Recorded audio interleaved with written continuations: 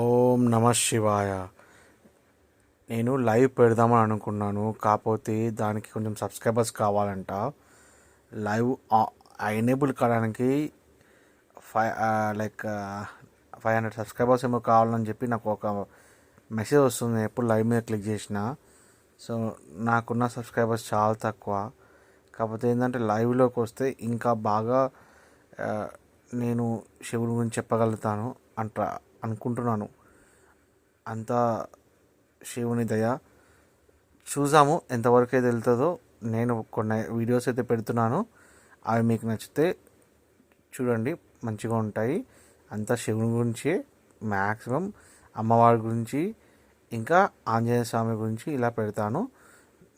ఆ దేవుడు శివుడు అందరినీ మంచిగా చూడాలని కోరుకుంటూ ఈరోజుకి సెలవు అండి.